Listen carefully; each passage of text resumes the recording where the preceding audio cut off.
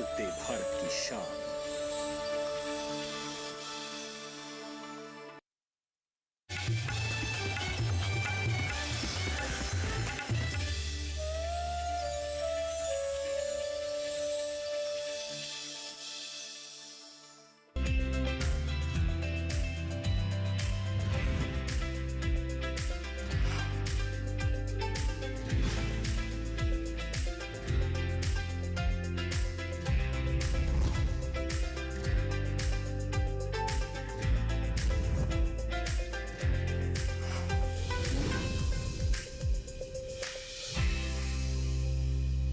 नमस्कार, मैं अदिति शर्मा दूरदर्शन किसान चैनल पर आप सभी का स्वागत करती हूं। हमारा कार्यक्रम सफल किसान, इसके माध्यम से हम आपको देश के कोने कोने से उभरती हुई प्रतिभाओं से रूबरू करवाते हैं। आज के हमारे जो सफल किसान हैं वो बता दें आपको सफलतापूर्वक बीज उत्पादन कर रहे हैं और अपने जैसे ही कई किसानों के लिए मिसाल भी पेश कर रहे हैं। हमारे जो सफल किसान हैं वो राजस्थान की तपती धूप में या फिर कहें तपती धरती में और किसानों को राहत देने के साथ साथ पशुपालन और तेल उत्पादन में भी सफलता अर्जित कर रहे हैं। तो कैसे उन्हें ये विचार आया और साथ ही साथ बीज उत्पादन में मुनाफे के क्या है मायने, आइए इन्हीं सब सवालों के जवाब जानने के लिए रुख करते हैं राजस्थान के भरतपुर का।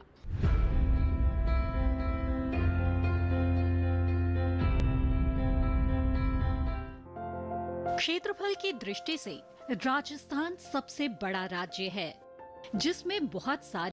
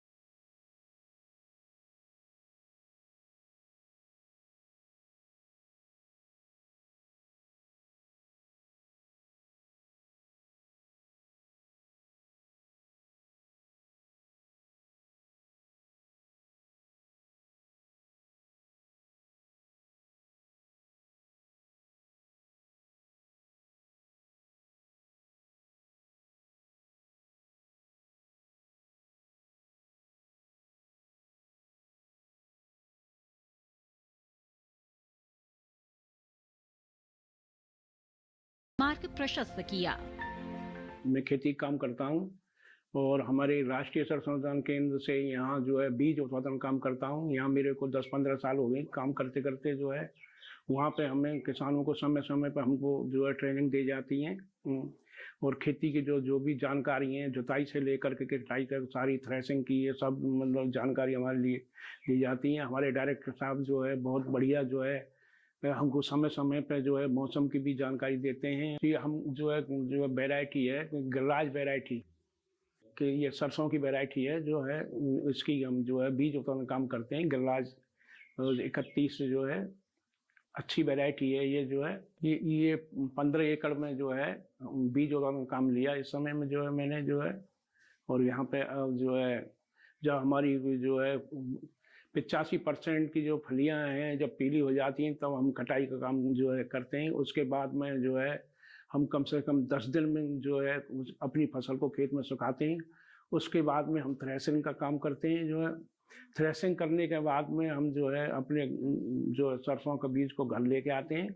उसके बाद में घर लाने के बाद में फिर हम उसकी जो है सफाई ग्रेडिंग करते हैं अपने घर पर। जो बसंता राम जी के द्वारा तैयार किया गया बीज सीधे बाजार नहीं जाता, बल्कि उनका बीज सरसों बीज अनुसंधान निदेशालय भरतपुर जाता है। जहां से किसान आसानी से बीज ले सकते हैं।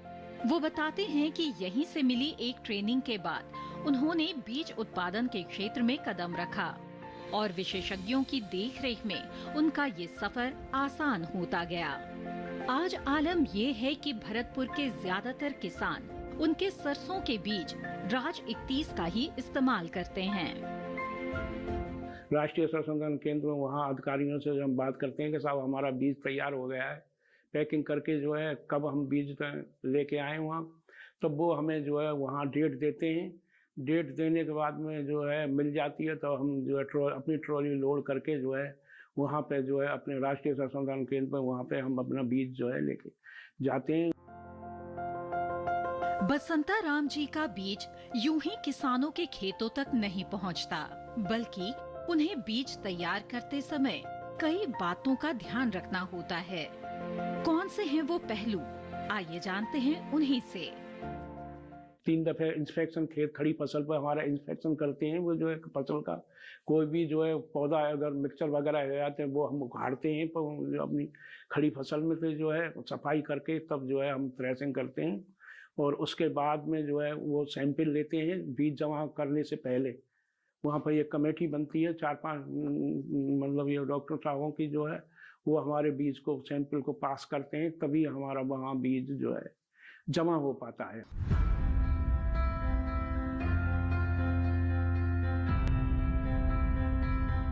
यहाँ वक्त हो चला है एक छोटे से ब्रेक का। आप कहीं मत जाइए। ब्रेक के बाद आपको बताएंगे कि हमारे सफल किसान बसंता राम केवल खेती और पशुपालन ही नहीं कर रहे, बल्कि वैल्यू एडिशन करके भी अच्छा लाभ कमा रहे हैं। बने रहिए दूरदर्शन किसान पर, देखते रहिए कार्यक्रम सफल किसान।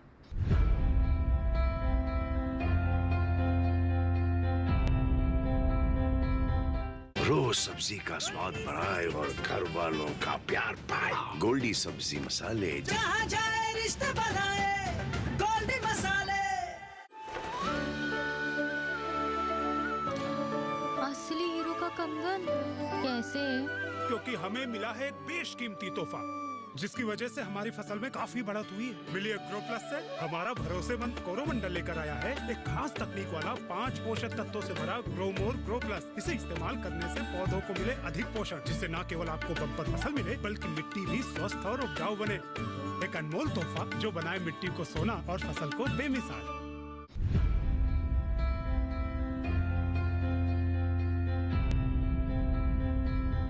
ब्रेक के बाद दूरदर्शन किसान के कार्यक्रम सफल किसान में आप सभी का फिर से स्वागत। आइए किसान भाइयों बहनों, अपने इस कारवां को आगे बढ़ाते हैं। एक बार फिर से रुख करते हैं हमारे सफल किसान बसंता राम के घर का और कुछ और रोचक जानकारियां हासिल करते हैं।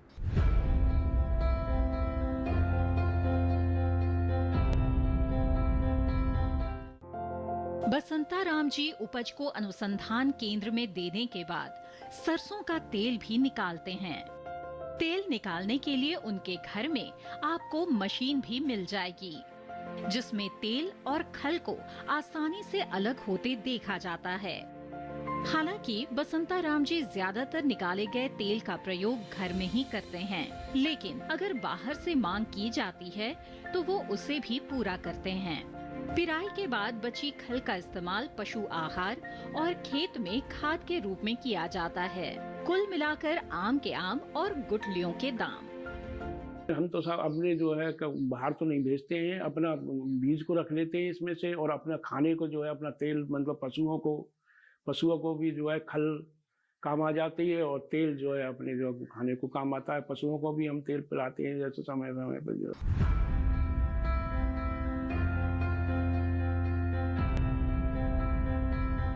तो जैसा कि हमने आपको शुरुआत में बताया था, हमारे जो आज के सफल किसान हैं बसंता राम जी, वो गेहूं का बीज उत्पादन भी कर रहे हैं। तो फिर चलिए इसके बारे में भी उनसे जानकारियां हासिल कर लेते हैं।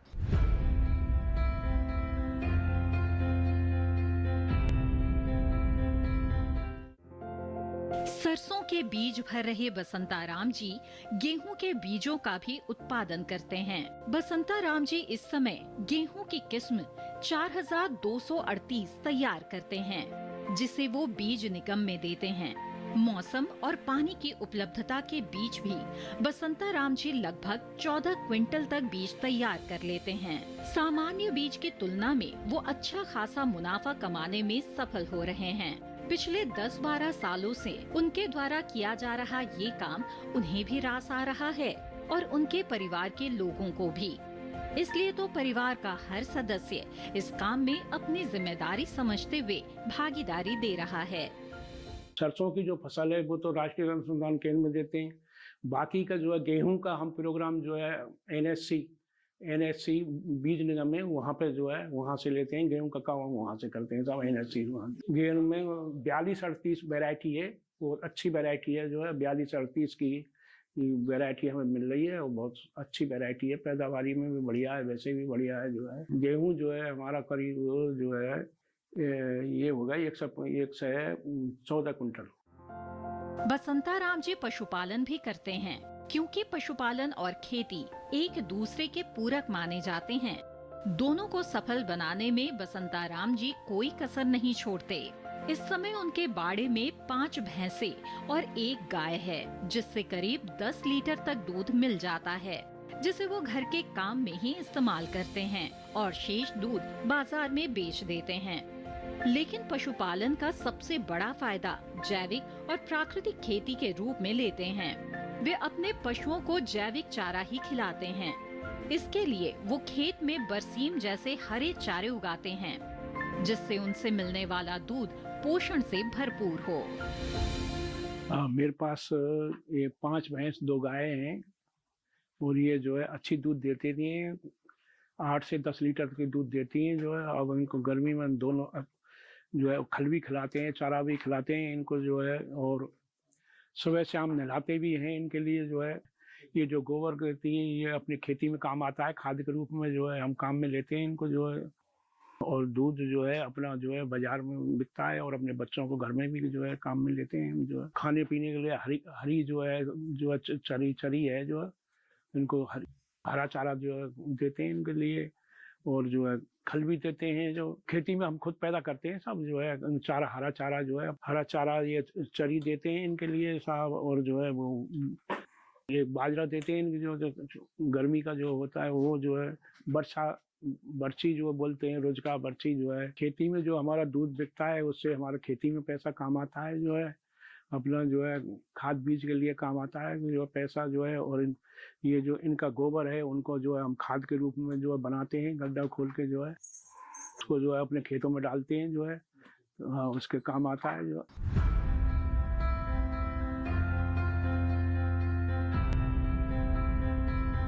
यहाँ हम रुक रहे हैं एक और छोटे से ब्रेक के लिए। आपको कहीं नहीं जाना है। ब्रेक के बाद हम आपको मिलवाने वाले हैं हमारे विशेषज्ञ से, जो सरसों के वैल्यू एडिशन करने के लिए हमारे किसानों को प्रोत्साहित कर रहे हैं। बने रहिए दूरदर्शन किसान पर, देखते रहिए कार्यक्रम सफल किसान।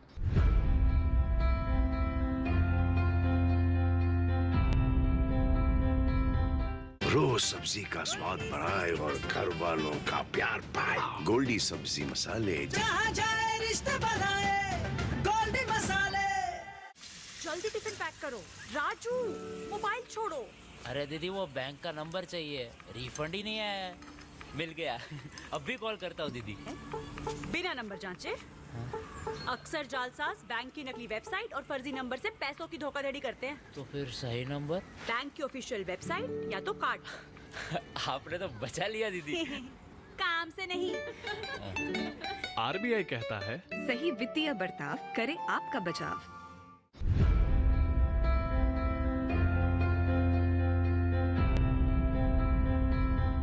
ब्रेक के बाद दूरदर्शन किसान के कार्यक्रम सफल किसान में आप सभी का फिर से स्वागत है। ब्रेक पर जाने से पहले हमने आपको बताया था कि मुलाकात करवाएंगे हमारे विशेषज्ञ से, तो फिर देर किस बात की, चलिए रुख करते हैं हमारे विशेषज्ञ का।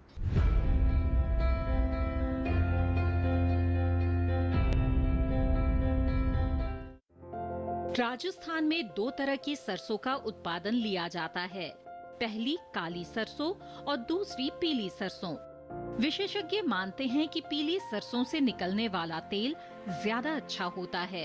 साथ ही काली सरसों की तुलना में पीली सरसों में 5% ज्यादा तेल निकलता है। चूंकि राजस्थान सरसों के उत्पादन में सबसे आगे है, इसलिए सरसों अनुसंधान इस प्रयास में है कि किसान केवल सरसों की उपज बेचकर लाभ न कमाएं, बल्कि वो इसका वैल्यू एडिशन करें और तेल के क्षेत्र में आत्मनिर्भर बने। इसे सार्थक करने के लिए केंद्र और राज्य सरकार कई तरह की सुविधाएं और सब्सिडी प्रदान करती है कि किसान अपने घर में एक छोटी सी यूनिट लगाकर बढ़िया मुनाफा कमा सके। यहाँ हमने किसान भाइयों के लिए एक छोटा स्पेलर लगाया हुआ है, जो कि ये दिखाने का इसका उद्देश्य ये है कि किसान नई तकनीकी के बारे में जान सके और सिर्फ सरसों के ऊपर निर्भर न रह करके एक छोटा मिनी स्पेलर लगा सके। यहाँ पर आप पीछे देखेंगे मेरे इसमें एक 6 वोल्ट का और छोटा स्पेलर लगाया हुआ है। हमारे यहाँ पर सरसों अनुसंधान निदेशालय में सरसों की खेती होती है, जिसमें कि ऑर्गेनिक सरसों भी खेती होती है। हमारा उद्देश्य है कि सभी किसान भाइयों को और आम जनता को एक जानकारी हो सके कि शुद्ध तेल कैसे मिल सकता है। तो इसमें हम लोग प्रयास करते हैं कि यहाँ पर सरसों, जैसे काली सरसों और पीली सरसों, 2 तरह की सरसों होती है। इसमें हम काली सरसों से काली सरसों का तेल निकालते हैं और पीली सरसों से पीली सरसों का तेल निकालते हैं। यहाँ पर निकालने के बाद में इसको हमने देखा कि सरसों डायरेक्ट बेचने से अच्छा है कि इसका तेल अगर निकाल के बेचा जाए तो किसान भाइयों को अच्छी आमदनी एक प्राप्त हो सकती है, जो कि सरसों का तेल अगर शुद्ध निकलता है तो जो कि शुद्ध स्वास्थ्य के लिए भी काफ़ी लाभप्रद माना जाता है।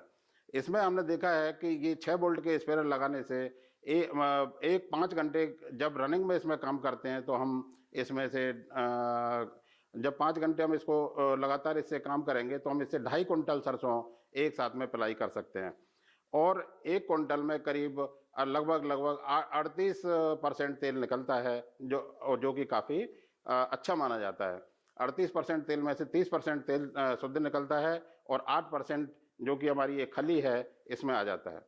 खली में कोई, और इस तेल में सबसे अच्छा ये है कि किसी तरह की कोई मिलावट इसमें नहीं की जा सकती है।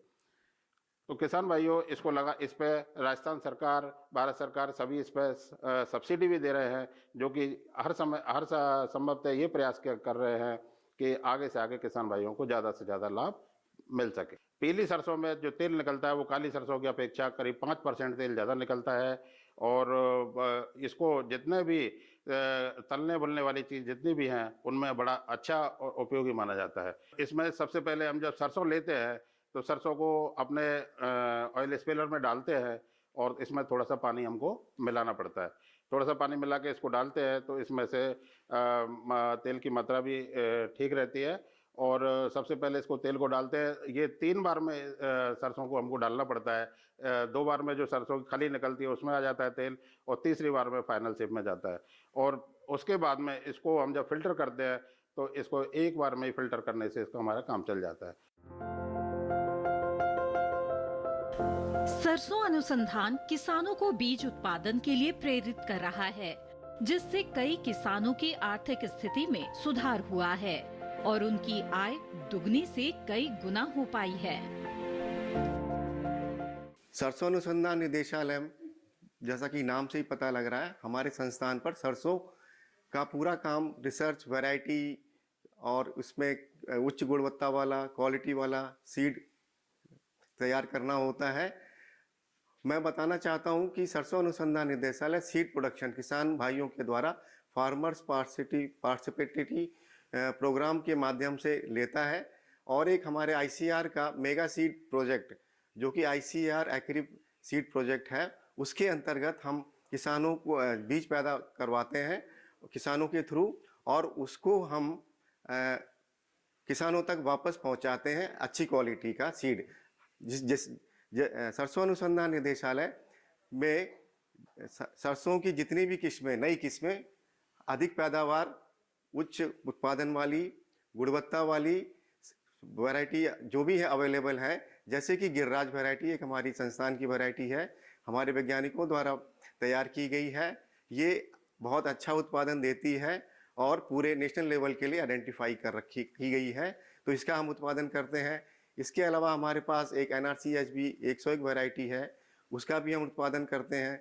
इसके अलावा कुछ लेटेस्ट वैरायटी जैसे कि DRMR 116540, ये वैरायटी 2020 में रिलीज़ हुई है और यह रेन फेड कंडीशन, मतलब बिना पानी के, जिसमें पानी की आवश्यकता कम पड़ती है, बहुत अच्छा पैदावार देती है और लगभग 1 हेक्टेयर में लगभग 25 कुंटल तक हम इसमें प्राप्त कर सकते हैं। अब जैसे मैंने आपको कुछ वैरायटी के नाम बताए, ऐसे हमारे पास 8-10 वैरायटी हैं जो कि अच्छी क्वालिटी, गुणवत्ता और पैदावार के हिसाब से होती है। मैं यहाँ पर ये बताना चाहूँगा कि हमारे संस्थान में सीड प्रोडक्शन का भी काम होता है। हमारे पास सीड प्रोसेसिंग यूनिट पूरी इकाई है। इसका हम उसमें अच्छी गुणवत्ता का सीड उपलब्ध, किसानों को उपलब्ध हो सके, उसका हम पूरा करते हैं।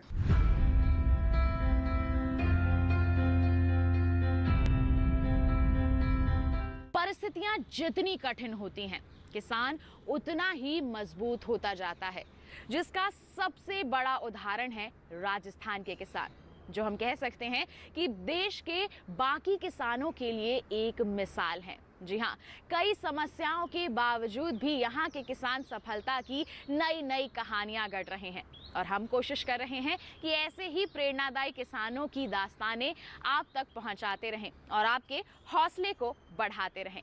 तो अगले अंक में इसी कार्य को हम करने वाले हैं, एक सफल किसान से आपकी मुलाकात करवाने वाले हैं। तो इसी के साथ बता दें, आज के लिए तो बस इतना ही, लेकिन आप देखना चाहते हैं हमारा ये कार्यक्रम दोबारा, तो रुख कर सकते हैं हमारे YouTube चैनल का, या फिर आपके पास भी है कोई सफलता की कहानी तो हम तक पहुंचाइए। आप ईमेल कर सकते हैं हमें, ईमेल आईडी है safalkisandd@gmail.com।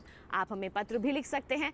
पता है हमारा सफल किसान, कमरा नंबर 77, CPC दूरदर्शन, खेलगांव, नई दिल्ली 110049। तो किसान भाइयों बहनों, इसी के साथ आज के हमारे इस कार्यक्रम में बस इतना ही। अगले अंक में फिर करेंगे मुलाकात, तब तक के लिए दीजिए इजाजत, लेकिन आप बने रहिए दूरदर्शन किसान पर। नमस्कार।